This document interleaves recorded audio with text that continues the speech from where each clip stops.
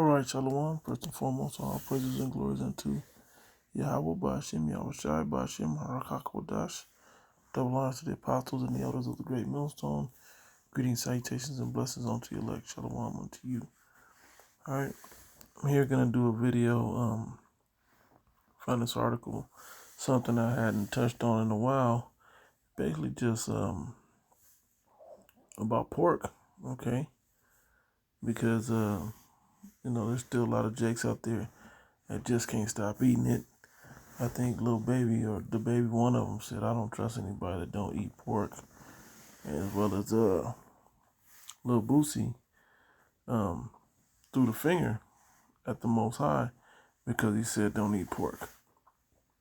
Okay, so for some of you that do have a healthy fear of the Heavenly Father, that's who this video is for. And you that do not, that you may learn also that it's really just not wise. All right. This is Isaiah 65. I'll start at the top. I'll read down to about 4 or 5. Yeah, I'll read down to 5. It says, I am sought of them that ask not for me. I am found of them that sought me not. I said, behold me unto a nation that was not called by my name. This is talking about the Israelites, man. Okay, but we fell away from doing the statutes, laws, and commandments to the best of our abilities. We became a nation not desired, okay? And that's when the Most High put us away. It says, I have spread, you can go back to the beginning of the book of Isaiah, the first chapter, and read about, how we were and the whole head is sick, and we act like we, ox knows his crib, but ass his master, his owner, and ass his master's crib. Stubborn, dumb animals, but we don't know the Most High. We don't even consider that he's our God, okay? It says, I have spread out my hands all the day unto a rebellious people, which walketh in a way that was not good, after their own thoughts. There's a way that seemeth right unto a man, but the end thereof are the ways of death. And our people have been eating pork for so long, man. We think it's all right, but we don't notice that through eating it, our families starting to die at younger and younger ages, Now we're dying off at 50 from getting on all kinds of diseases and pills, going through the medical system, through the pharmacia system. All right, it continues to say, the people that provoke me to anger continually to my face, that sacrificeth in gardens and burneth incense upon altars of brick, which remain among the groves and lodge in the mountains, which eat swine's flesh and broth of abominable things in their vessels. Okay, loving to eat nasty meats. Jacob eat gator, and Jacob eat, crawfish and scallop and crab and catfish and pork and so on and so forth. But Jake won't keep the Sabbath or eat lamb. Jake has no dietary discipline. All right, verse 5 says, we say, stand by thyself, come not near to me, for I am holier than thou. These are a smoke in my nose that burneth all the day. Okay. So let me jump to this article, then I'll read the actual dietary laws. Okay. A couple articles. This one here, which this was a science, says, why is pork bad for you? A look at what the science says. The cons outweigh the pros here. Okay. And this was Mahaya Andre. I'm not going to play with that name. And this was on March 17th, 2021. Although in small quantities of under 70 grams, 2.5 ounces a day, red meat is not as harmful to your health. Consumption of pork is associated with significant risks of several chronic conditions, including diabetes, cardiovascular disease, and several types of cancer. Okay, quote, it says, I would never recommend eating animal products, and certainly not pork, says Dana Hunes, assistant professor at UCLA Fielding School of Public Health. Especially not pork. It says the main, but not the only reason why pork is bad for you is its high content of saturated fats and cholesterol. However, as is often the case with nutrition, the scientific studies are not always clear cut, and dietary recommendations tend to be laxer than existing evidence. Um, let's see here. We eat too much pork. I'll read a little bit of this, and then I got another article.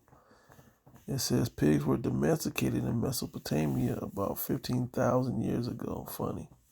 But up until the 20th century, consumption of pork was relatively low and often restricted to the autumn-winter part of the year. In the 20th century, mankind rethought its animal consumption and industrial farming took over. The world now produces 4 times more meat than 50 years ago, which in 2013 meant 320 million tons of meat. Over 80 billion animals are slaughtered each year for meat, with pig meat being the most popular type of meat globally, although poultry is increasing most rapidly. Okay. And here's the statistics, man, right here. Pig meat, look at that. Crazy, man.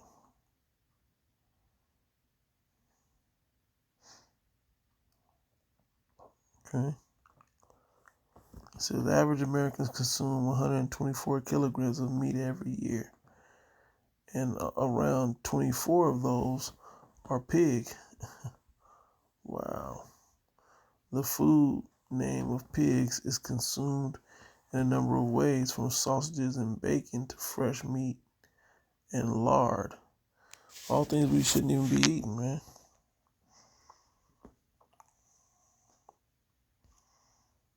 Okay. Yeah, so let me go from that. We'll go over to this one. It says 13 problems with pork.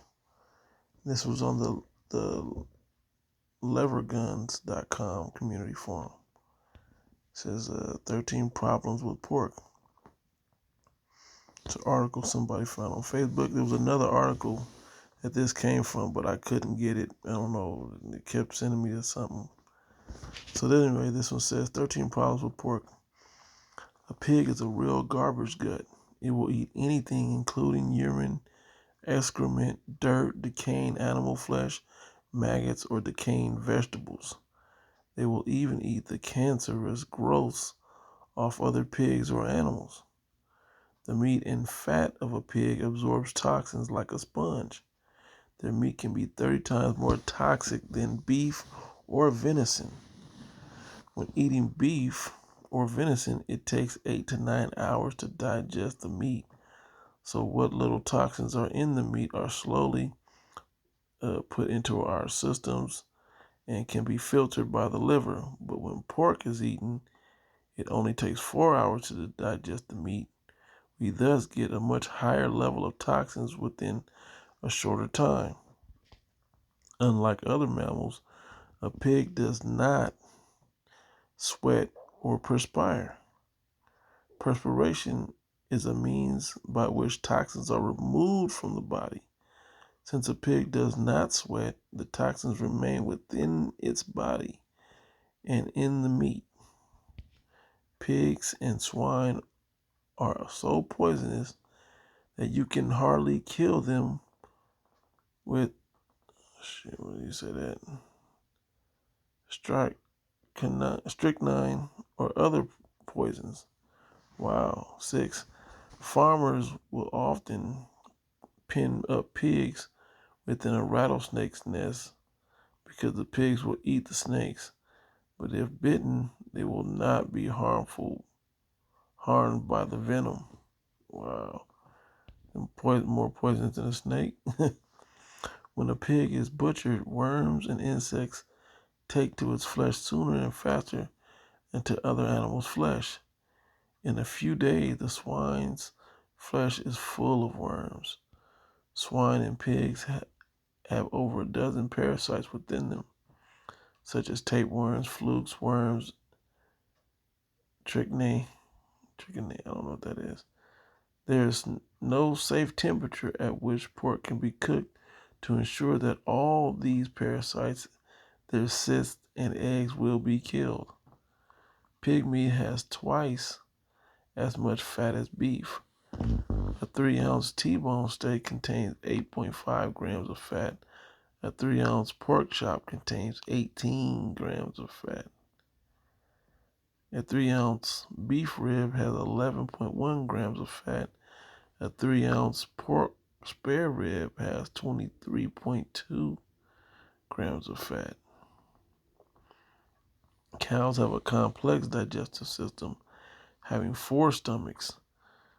It thus takes over 24 hours to digest their vegetarian diet, causing its food to be purified of toxins. In contrast, the swine's one stomach takes only about 4 hours to digest its foul diet, turning its toxic food into flesh. The swine carries about 30 diseases which can be easily passed to humans. This is why God commanded that we are not even to touch their carcass. Leviticus 11 and 8. Okay? I'm going to hit that as well as Deuteronomy 14. Now, when you understand the purpose of it, pigs were to eat the dead things, like to clean up and eat the dead things that were on the land. Vultures do it as well. The sea life has a number, a host of things, you know, as well as things from the air, are eaten, okay, by certain predatory animals. But this particularly is about pork. So reading on, it says, okay, verse 12, it says, a trichinae worm of the swan is microscopically small, and once ingested can lodge itself in our intestines, muscles, spinal cord, or the brain. This results in the disease trichinosis. Let me see what that word is.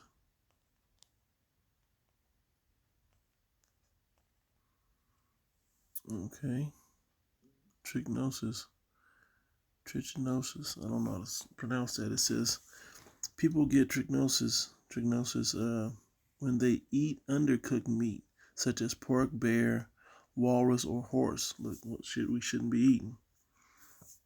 That is infected with the immature form larvae of the Trichinella roundworm. In nature, animals are infected when they feed on other infected animals.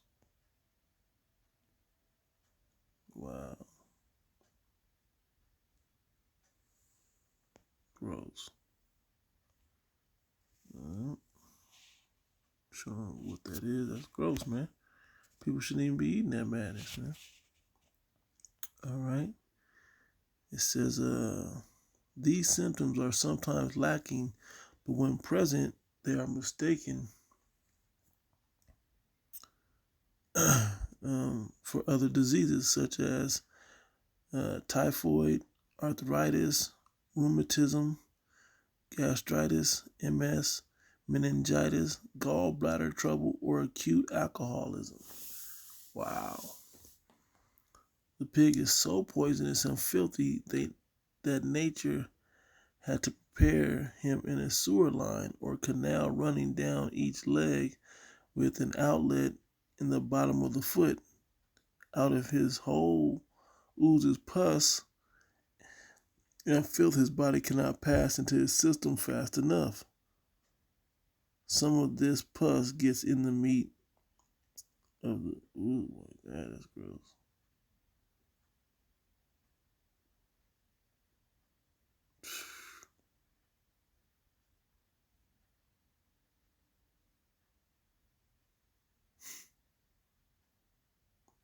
It says, after all these years of eating bacon, sausage, ribs, pork chops, ham, etc., how can it be that I'm still alive? Hey man, because this is a curse put on Jake, man. The curse put on Jake. Okay. Yeah. Let me hit the scriptures. This is Deuteronomy 14.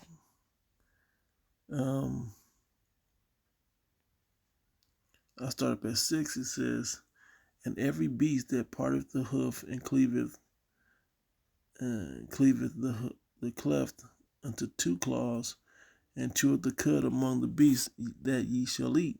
Nevertheless, these ye shall not eat of them that cheweth the cud, or of them that divideth the hoof, as the camel, and the hare, and the coney, for they chew the cud, but they divide not the hoof, therefore they are unclean to you.